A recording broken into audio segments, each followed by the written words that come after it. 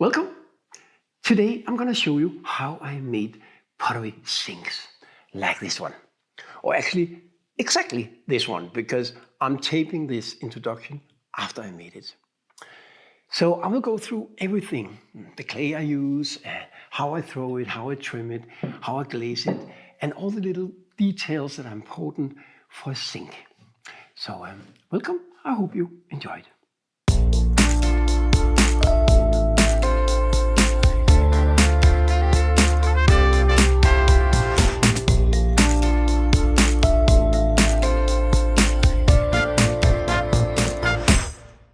A sink is basically just a bowl with a hole.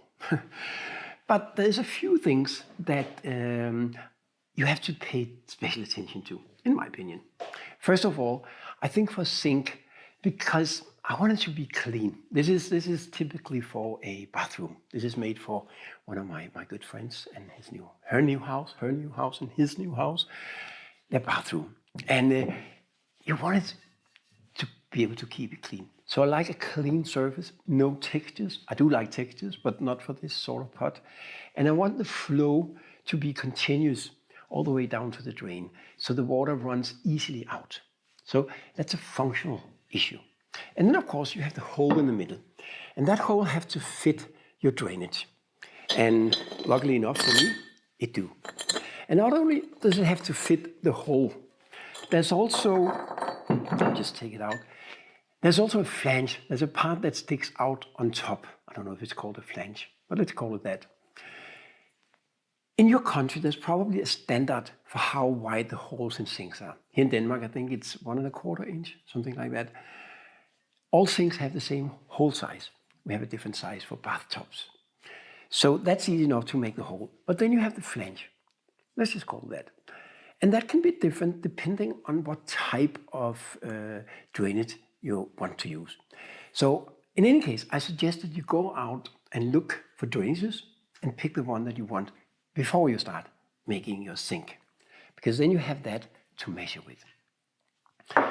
So the other thing you maybe noticed, let me just put it in, is that down here at the bottom, you want not only to have the hole, but you also want it to drop in a little bit before the flange of the drainage.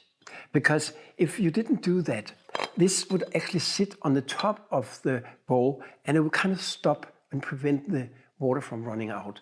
So you're actually, let me just take it out, maybe you can better see it. You're actually creating this little indent. And that can be a little bit tricky because, as you know, clay shrink. This particular clay shrink about 10% from raw clay to the final glazing. And the first ones I did, they were almost too small. The thing is, it doesn't have to go very tight because you're tightening in. There's some little rubber pieces you put on to seal it. And so it doesn't, it's actually, this one have a little bit of a wriggling space. It's just, I don't know, maybe 2 millimeters, something like that. It's no problem. When it gets tightened, it will be perfect. So the first couple of ones I made, they were a little too small. So this one I made deliberately much bigger, I think. I think almost a ½ centimeter too big, and it turned out perfect. So those are the two things that I think from a functional point of view is important. The last thing I want to mention is I want it to be a little bit more heavy than a usual bowl. It is just a bowl with a hole, but because we're not moving it around, it's going to sit there, it's going to be mounted on a table, so it doesn't matter how heavy it is. But the reason I want it to be thicker is I want it to be very strong, because I don't want it to break just because you drop your toothbrush or something into it. So it is deliberately thick. I don't know what it is, maybe a couple of centimeters, maybe 1½ centimeters, something. It's way thicker, way more heavy than what I would usually do for a bowl. But for a sink, I like it. So now we're going to begin throwing it, and I'm going to be using a red clay. It's the same one that I use here. It turns out dark red when fired, really beautiful actually. Nobody's going to see this, of course. It's a very beautiful clay. It's very strong. It's got a lot of fine grog in it, so it's very suitable for this kind of work. It's from George & Snyder. I buy a lot of my clay in Germany. It's from Jordan Schneider, and it's called 371. No, sorry, that's the black one. It's called 551. It's a very, very nice clay. I love it a lot. I use it a lot. But you can use any kind of clay you want. I will suggest clay with some grog in it to make it stronger. So let's go and check out how I throw the pot. And that's about, I don't know, 7-8 kilos or something. It needs pretty thick walls for the clay. So that's so perfect for me because I'm not so good at throwing very thin.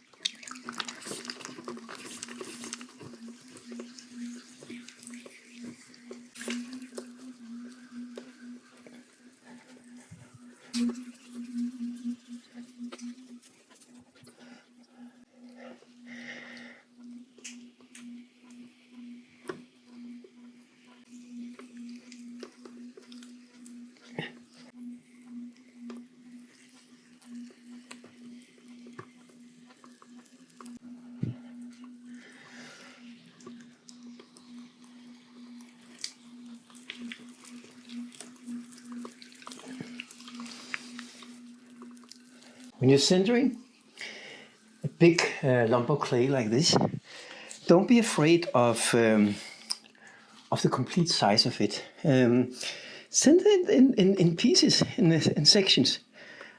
Don't try and center everything at once.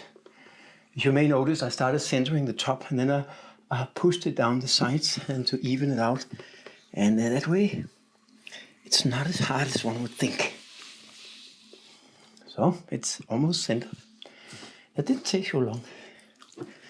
Now I just need it to be a little wider, which requires some strength, because I need a bigger base for this sort of vessel. So now we have a basic centered piece of clay. If I sound a little bit out of breath, then it's because I am. It's not extremely bad to do big lumps of clay.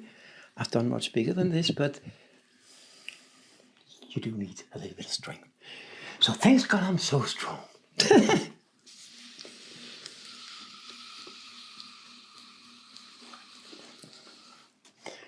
And as always, when you do really big pots, even bigger than this, it's important that things are even more centered than when you do a small one.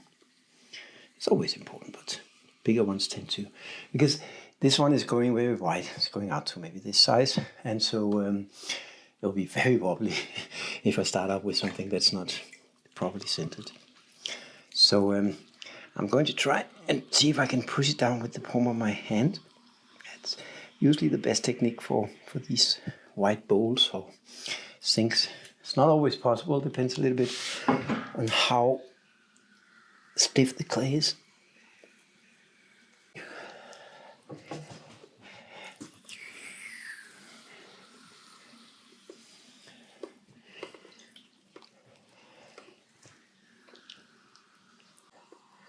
The good thing about pushing it down this way is that you, at the same time as you are opening up the clay ball, you're also doing a lot of compression, and especially for sink, there's a lot of stress on the drainage. When you tighten that, you sure want it to be very compressed. But I think I need to use my fingers for the last part. You see, I use a lot of water now because there's a lot of clay that needs to be moved. But the second that I'm done moving it, I will take out that lake of water that I have in here, because otherwise it's going to weaken the clay too much. And expanding a lot of clay like this, it's almost impossible if you try and move it all at once. So I'm moving my finger under it and then up, and then under it and up. That way I'm not actually moving that much clay at a time. It makes it much more manageable. Now we can soak up some of that water. And for this, it's a sink. I want a pretty thick bottom because again, I'm going to tighten this drainage to it. And if it's too thin, I'm afraid it will crack simply. So, well, this is still too much. It's almost 2 centimeters or something. So I'm going to try and take out about 0.5 centimeter or something.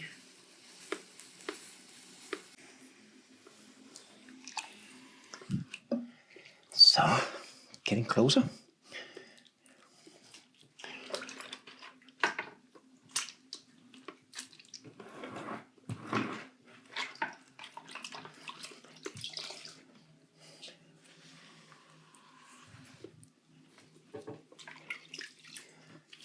I have no rush with this. I want to make sure that I have the best possible starting point when I'm doing this. I'm going to spend a little bit of time on shaping the bottom, and also on the sink. I want a continuous flow into the center, so that I'm sure that the water will run out and not stop on the way. Anything.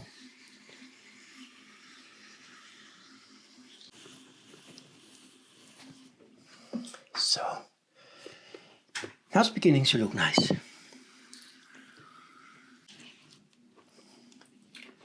So now I will push it in a little bit. The different ways you can make these shallow bowls, which essentially a sink is. Some potters throw them out in the shape that they want right away. I think that's very difficult. Because when you get it down there, it's it becomes wobbly and it's difficult to control. And as you probably already know, if you've been throwing, it's very difficult to get it in again. It's easy to get it out. So I usually start out with something that is a little more straight up, maybe a little bit of angle out, but not too much, because I can always make it wider.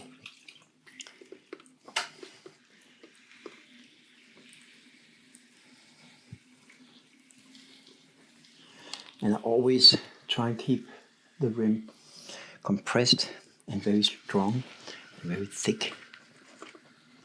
So this first pull is not actually a pull, but more like I'm pushing the clay in a little bit. So I wouldn't even call that a pull, just push.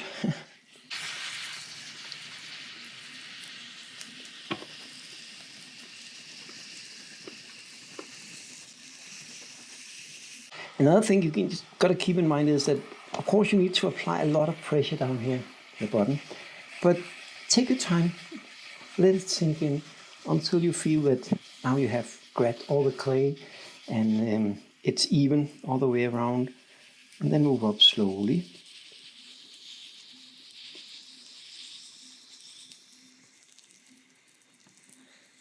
And I'm going to leave a lot of clay up here at the rim.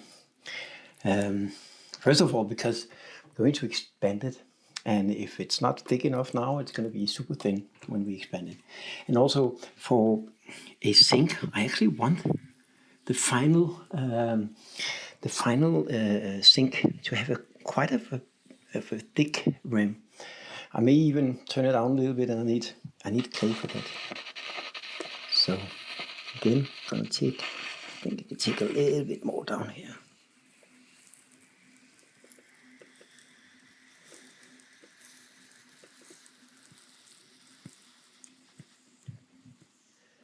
It appears that there's a small bubble.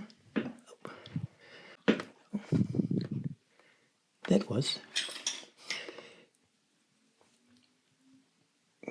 Bubbles are not such a big problem, but it's good if you can detect them early on and get the air out of it. That's gonna make your life easier.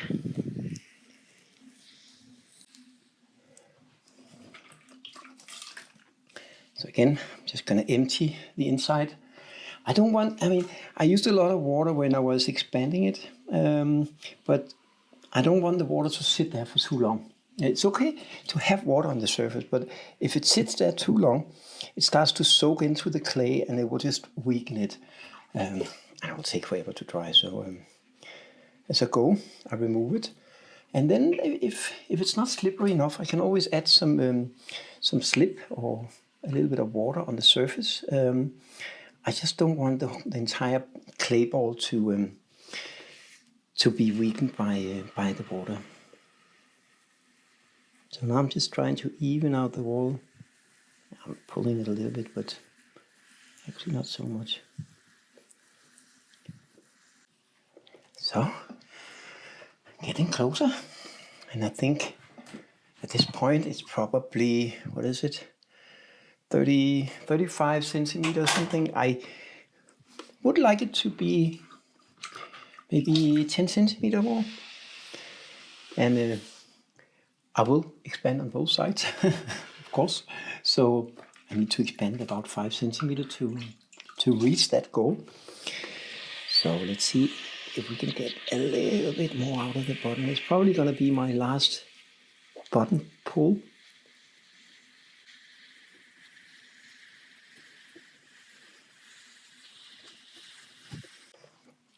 So making sure that my rim is straight. Relatively. I mean, when you get to this size, I don't know. It's never 100%, but it's close enough. I think it's okay. What do you think? Of course, you can't answer me, so, but yeah, I think it's pretty good. Of course, you can answer me in the comment section. If you think I'm doing something completely wrong, please tell me.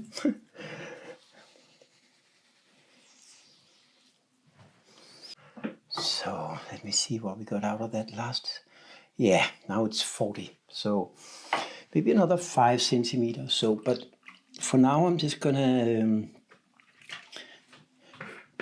use my rib to perfect the curve inside.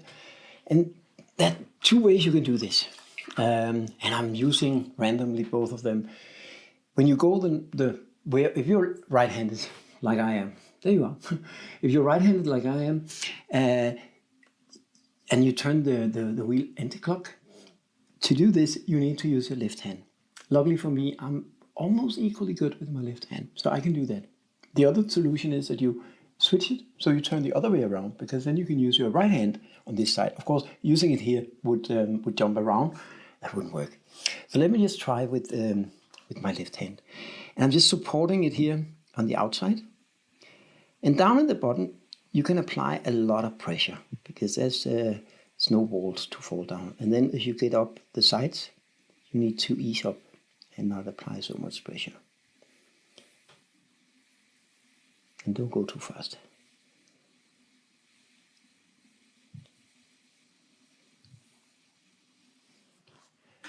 So this way we got it a lot more smooth on the inside. I'm also going to go the other way.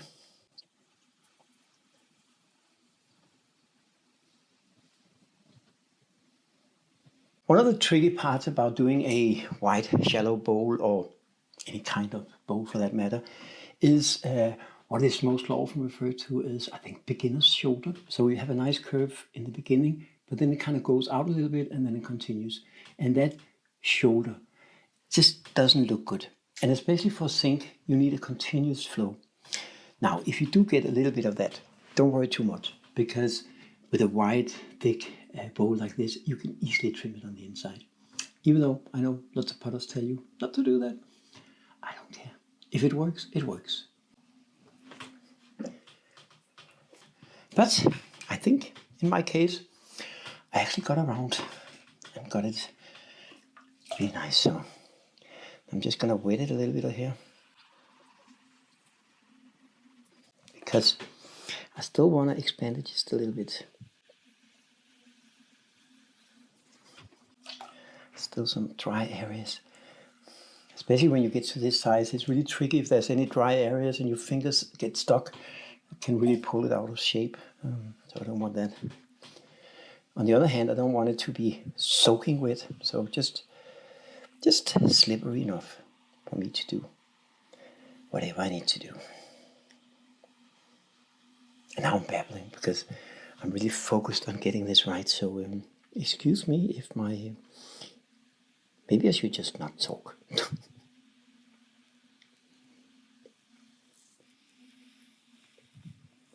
So let's check the size again.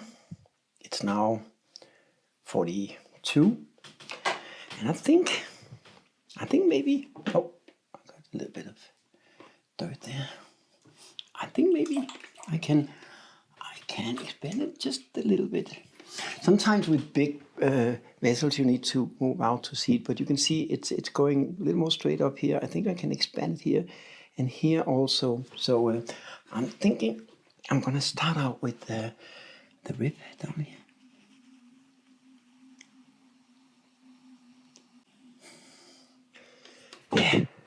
Yeah, that looks better. The inside is now so beautiful, very smooth. And now we can take it from here.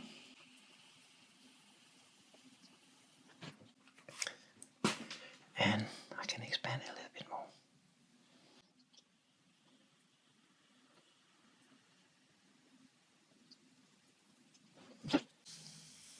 This is one of the many benefits of this clay, is that it is so super strong. And of course that is due to the high amount of grog.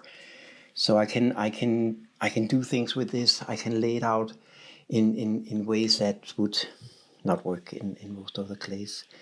I mean, if you try to do something like this with a softer, non-grogged clay, it's a very high risk that it's going to collapse on you. I've tried that a few times.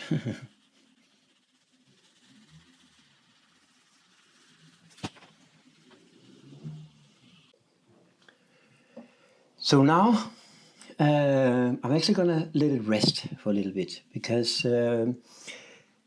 it's almost at the shape and size that I want, but I want to do the final shaping, and for that I need it to dry up just a little bit. And I'm going to let it spin as I do this, because I wanted to, even though there's no drag in here, there's no open windows or anything, there's still a risk that if you just leave it, that it won't dry evenly. And of course we want that, because if it doesn't dry evenly, and you end up with some areas that are a little more dry than others, then it will go out of shape. I'm just making sure that I got rid of all the slip and the shape is good. Yeah, so just gonna let it spin here, maybe, I don't know, for an hour or two, something. Get some lunch, and then I will get back and do the final touch on this. So now it had some time to stiffen up, and it's a lot more stable now. So I can do the last part of the shaping. I just want to perfect something on the inside, and I want to finish the rim. So I'm just going to start with the inside.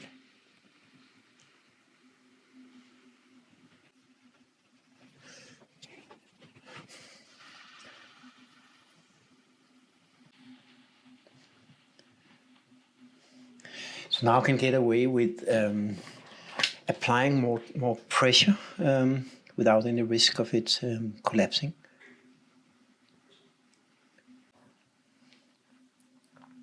I'm not so concerned with the very inner part, because I'm going to cut that away anyway for the drainage. I have it here. And so in the end, that will be cut away.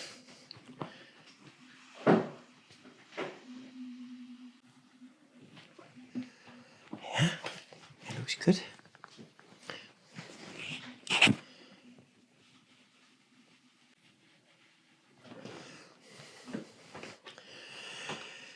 And I think I can get away with tipping or folding the rim over a little bit here.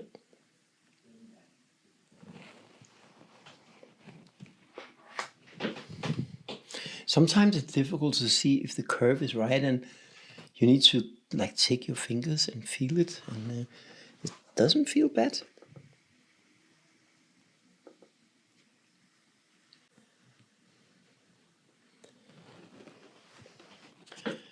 Actually feels pretty good. And if there's any little inconsistencies if there's anything in the curve that's not perfect, then when it gets to leather hard, as I mentioned, I can easily adjust it a little bit.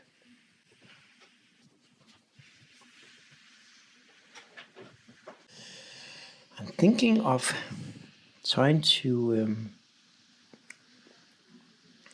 lay out the rim. I should probably have done this earlier, but I didn't. But now at least it should be strong enough to do it.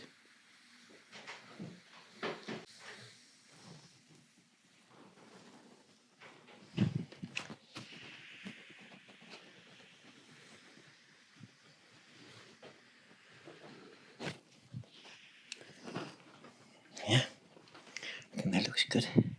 I like this like really strong look on the edge of a sink like this.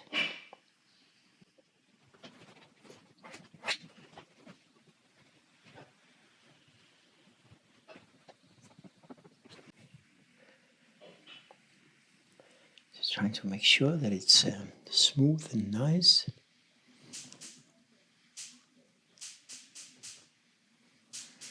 I think this looks good. I'm not gonna do anything more now. It's always a question of when to stop. And more than one time I destroyed the pot because I didn't stop in time. And yeah, I think this looks good. I will do the last fine tuning when it's leather hard. So let's see how big it got now. It's a lot of little crumbles here. I don't want that on the pot. Let's see. Yeah, it's now 45, 46 centimeters. So that's a pretty wide sink. So I'm just going to leave it here for now.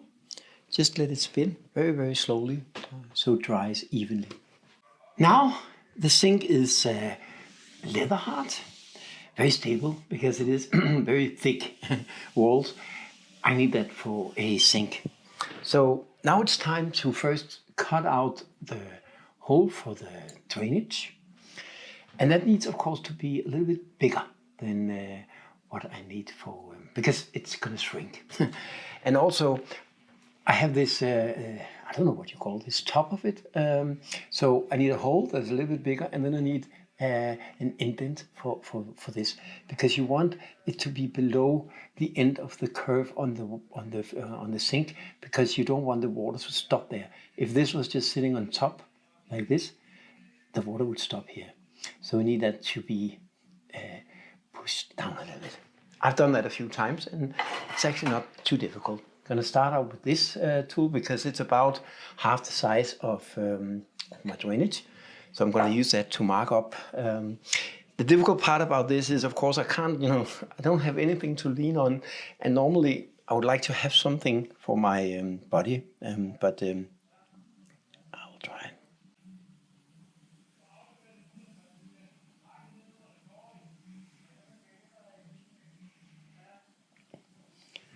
This is really just to mark it up, and I will check. I'll check with my drainage here. This is exactly the size, so I need to cut it a little bit bigger than that. And for that, I have a small loop tool that I'm going to use.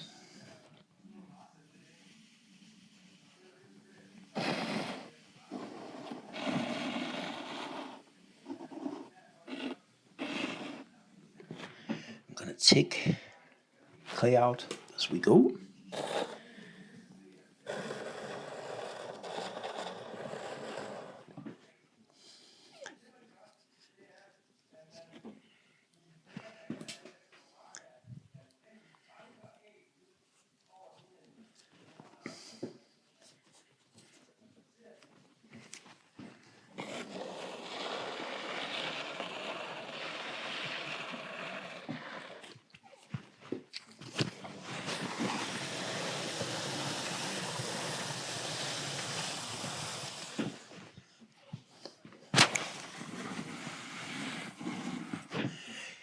So this is actually a little bit thicker than the last ones I made. This is a little more than a centimeter, which I think is perfect. It's more perfect than the first ones I made, because there's a lot of pressure on this when you screw on the drainage. So I want it to be very solid. And now when I check it, it's maybe, I don't know, 3-4 millimeters bigger, but it's going to shrink, so it's going to be smaller. And besides, it's okay if there's a little bit of wriggling, because there's plenty of space to tighten it. So I think that should be good.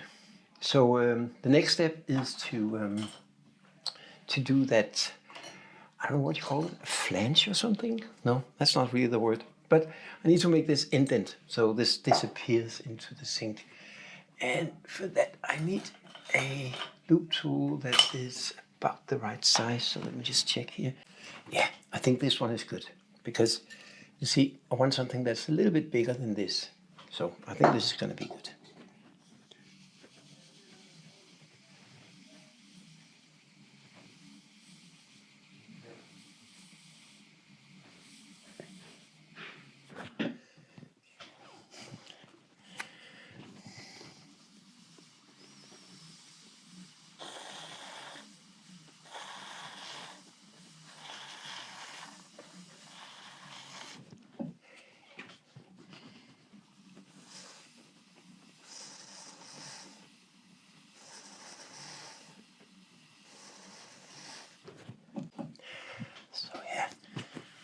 Just gonna soften it a little bit.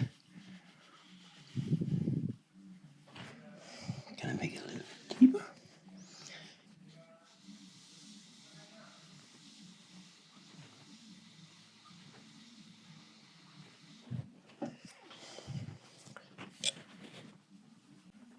I'm also gonna round all the corners. In general, sharp corners tend to chip off much easier than rounded corners. So it's rounded corners are stronger. I think this is good. Yeah, I think that's gonna be good. So that's it. And secondly, I want to check if the curve here is perfect. I could trim it, but in this case, I actually threw it. Perfect. It feels completely perfect. So all I'm gonna do is I'm just gonna use my vessel rib and just go over it very lightly.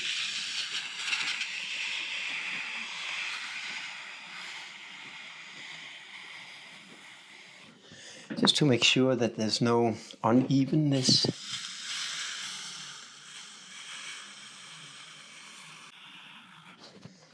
Yeah, this looks just so perfect.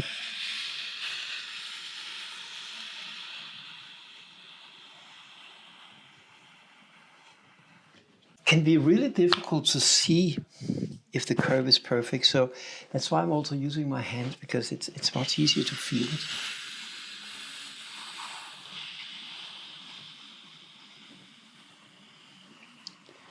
I mean, normally for a bowl, I wouldn't care so much. I mean, if it looks fine, it looks fine. But for a sink where the water have to flow without anything stopping it, it's very important, I think, that it's very even.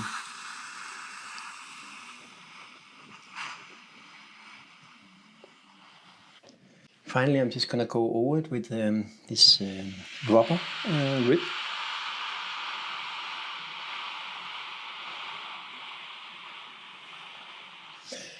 I'm not gonna try and burnish it, because I do want a little bit of a rough surface. Kind of like when you're painting something that has been painted before, then you grind it a little bit just to get like a little bit of texture, so the new layer of paint can grab onto it. So I don't want like a burnished surface, but I do want it to be very smooth, or at least without any crumbles or any artifacts or anything. I think that looks good. So now we're ready to apply the slip, and I'm just gonna just gonna mix it up. It always settles a little bit, so, but it's not bad. I mean, it's pure clay, so there's no stone material or anything that can settle in the bottom. It's pure clay and water, so it's usually not very bad. Usually for a bowl like this, when adding the slip, I'll just throw it in there and take it around. But since I have a hole down there, I'm not sure that I can do that. So I think I'm just gonna use the brush here and add it gradually.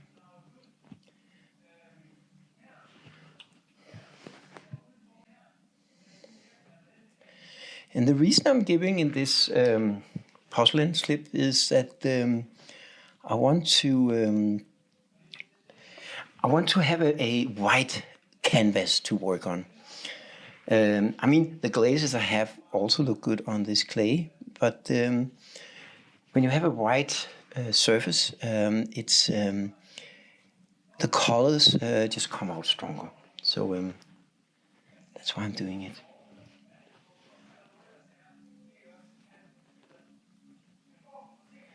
And also, to show you that it is indeed possible, I hope, to add porcelain to stoneware, which is the purpose of this exercise.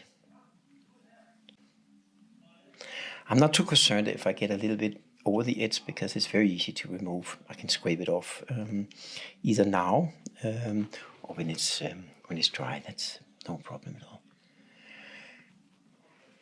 Now for this sink, I want it to be smooth, but you could also add a little thicker layer than what I do this time, and then do some texture into it. That can look really, really nice. But since the purpose is to have a very smooth surface, then I won't do that.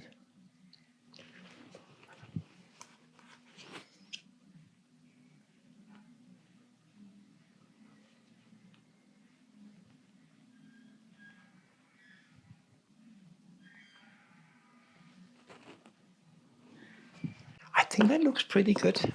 There's one place here where there's a little bit of a bubble.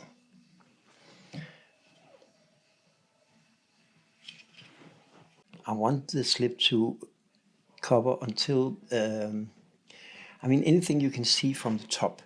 So the flange and the side here, but not the underside. So I'll fix that when I trim the other side. So I think that's fine. Now I just need to let it dry. So much that I can turn it around and trim on the backside without destroying the porcelain slip that I put on now. But I'm going to turn it around on a much bigger bat. I have 50 centimeter bats that I made. I think I'm probably going to put some paper or something, just to protect it a little bit. But for now, I'm just going to let it dry a little bit more. Now it had time to dry a little bit more. It's still sort of leather hard, perfect for trimming. So I turned it around on this very white bat, and I'm just going to do a little bit of trimming. Not so much, just going to even out the walls and perfect the foot.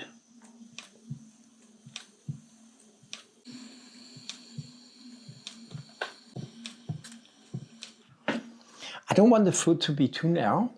Remember, it have to sit on on the table in the bathroom, very solid.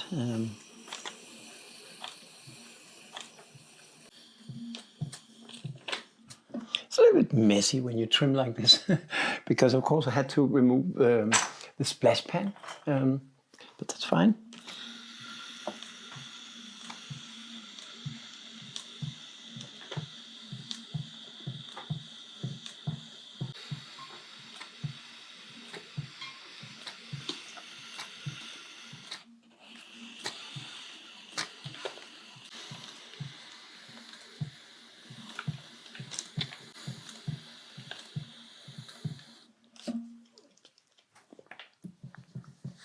Yeah, that looks good. Just gonna even out the foot. Just want to make sure that it's completely flat, because I want it to sit very well on the table. And again, I'm just gonna round the edge, because again, round edges are stronger than sharp edges. And as always, this, remember, I want it to be glazed on the outside and look like it's glazed all the way down to the bottom. But if you glaze all the way down here and your glaze runs even a millimeter, it will stick to your shelves. So what I do is this visual trick that I talked a lot about. I cut a bevel here at 45 degrees, just 5 millimeters something. So that way I will only actually glaze to the start of this. So it's like 5 millimeters before the bottom. But because of the beveled edge, when you look at it, it looks like the glaze goes all the way down. It's a little bit of a visual trick, but it works really well.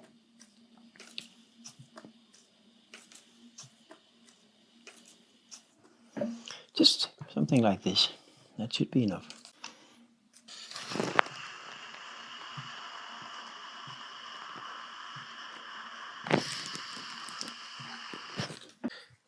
I think that's good. And I want to leave my maker's mark.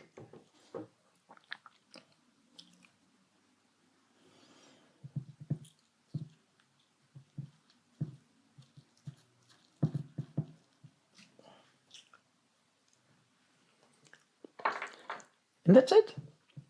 Now I just turn it around. I put it on a plaster pad so it can soak out some of the moist in the foot. So it will sort of hopefully dry evenly. I'm also going to cover it with a piece of newspaper and some plastic, because for this big and wide sort of a pot, I want it to dry slowly.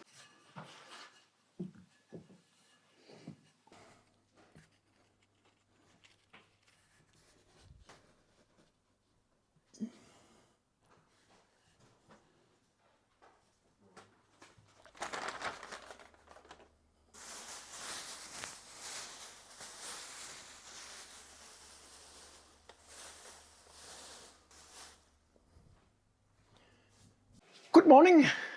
Now it's time to unload the kiln with the next glaze. It's interesting. Will it stick? Will it flake off? You know, because of that shrinkage difference between the porcelain and the stoneware, it theoretically shouldn't work, but I'm pretty sure it will.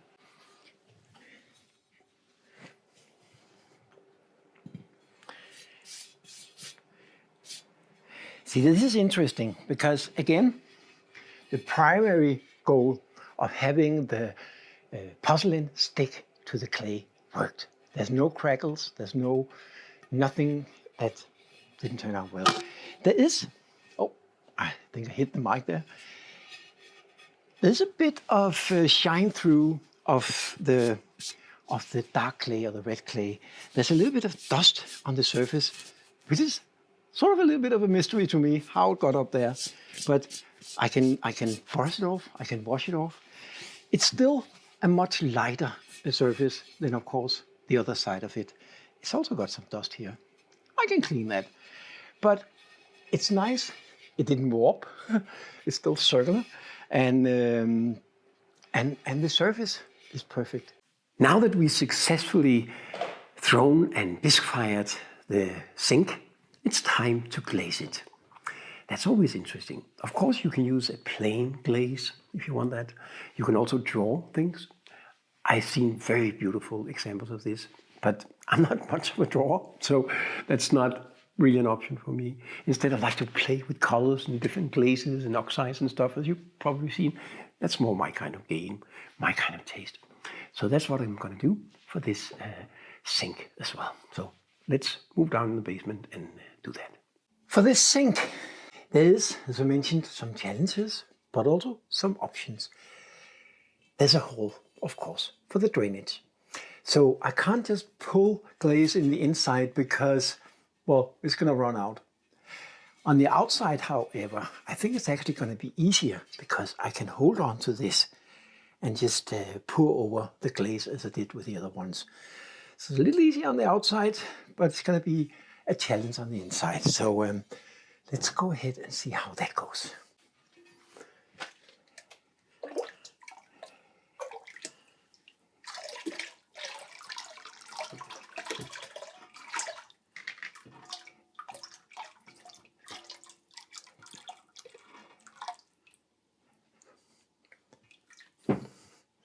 Yeah, that's okay. It's actually a little bit easier to hold it like this. Also, this one is terribly heavy, so I'm glad that I have this hole in the middle. It's a little more secure than trying to put your fingers around a foot.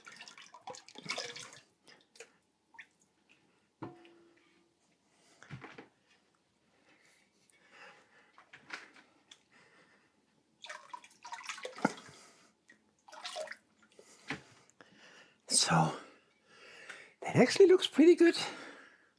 I still think I may want to add another layer, or maybe just brush it on, because as I mentioned, with this glaze, the thicker the better.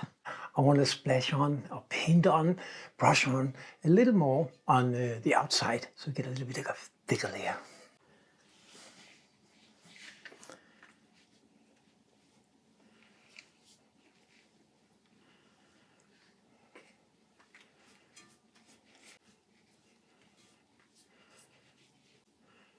And again, I'm not too concerned about making it even.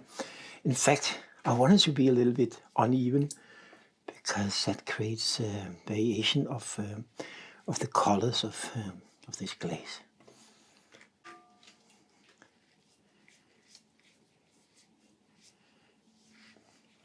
So that's it. And of course, I ended up splashing a little bit on the bottom. And of course, that needs to be completely clean. And as you may be able to see here, I have the same little bevel, so about 5mm bevel. And if you look at it this way, it looks like it's not glazed all the way down, which it isn't.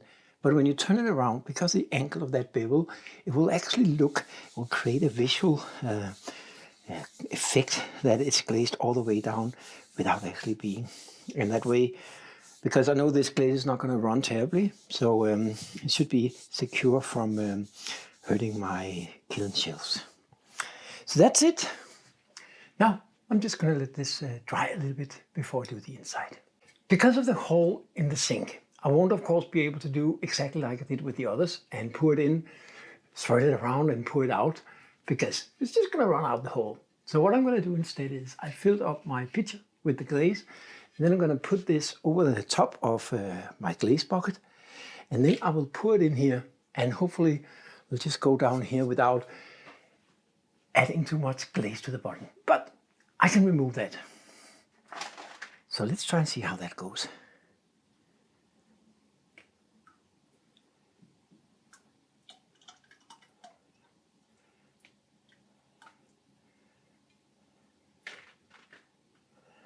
That's actually going pretty well. Of course, I'm not getting quite enough up on the edge here. Let's see if I can add some here.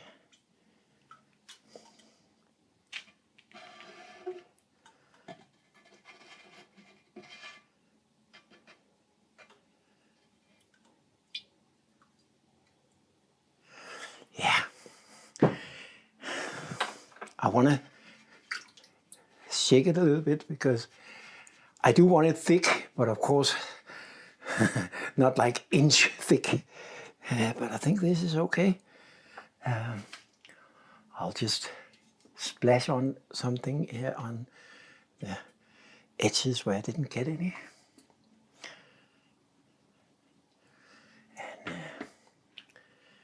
And I think this could turn out okay.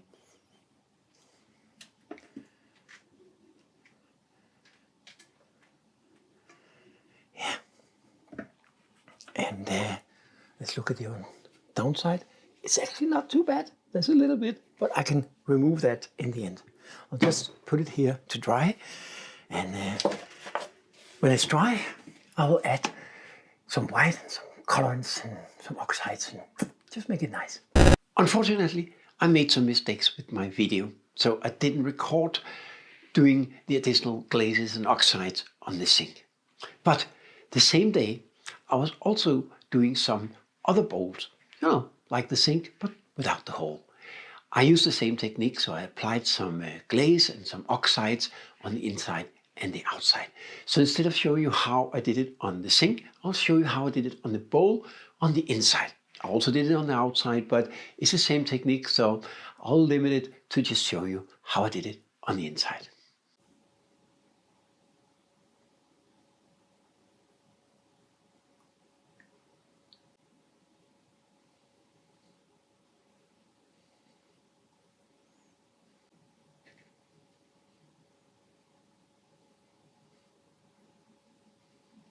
Next step is to use my cobalt oxide, just like the one I used on the outside. My daughter is just coming in here. Now she's leaving again.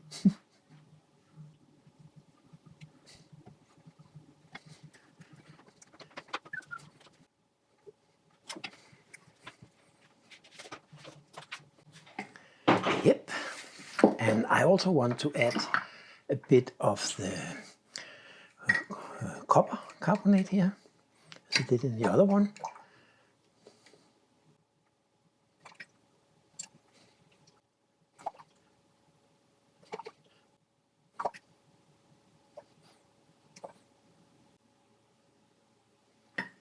So I think this looks good.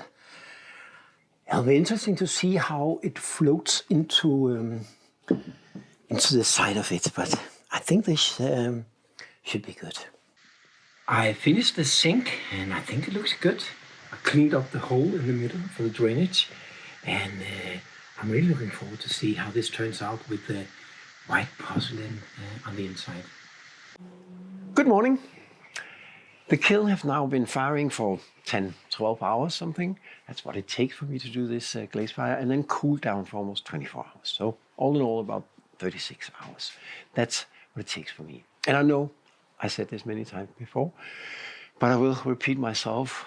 Please be patient. I know personally I'm not the most patient person, but it pays off in the end. Don't open the kiln when it's too warm. I do occasionally when it's between 200 and 150 degrees, add a little bit of insulating fire bricks between the lid and the kiln to help the speed that it cools down. Because, of course, when we go from 1200 to 1000, it goes really fast. 1000 to 500, also pretty fast, and then it goes slower and slower and slower.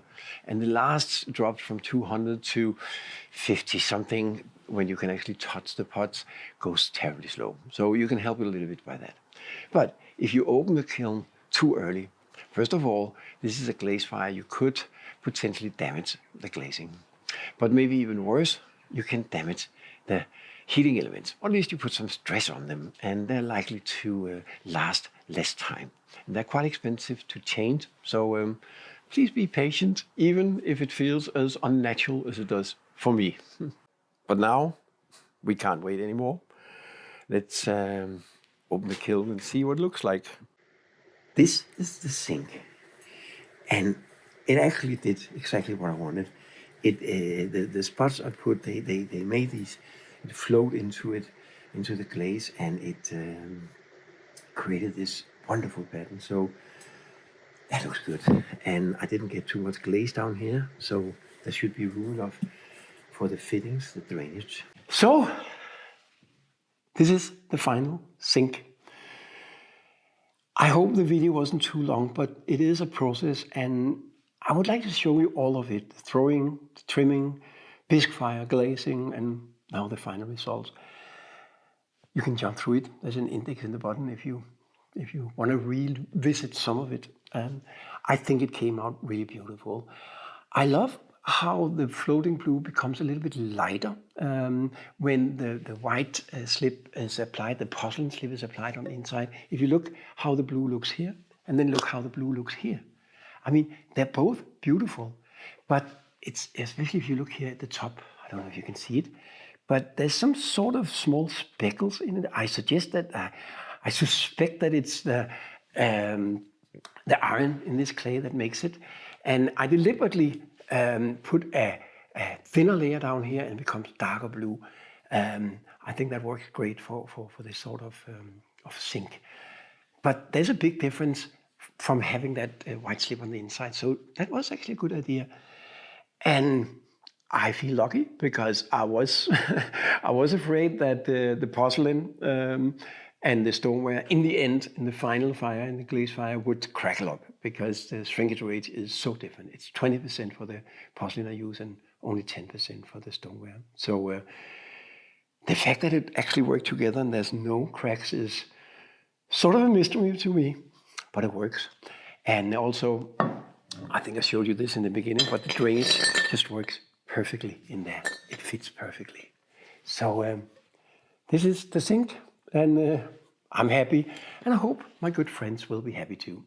They only seen a picture, and that made them happy. So I will get back to you once it's mounted in their bathroom, so you can see how it's going to look in use.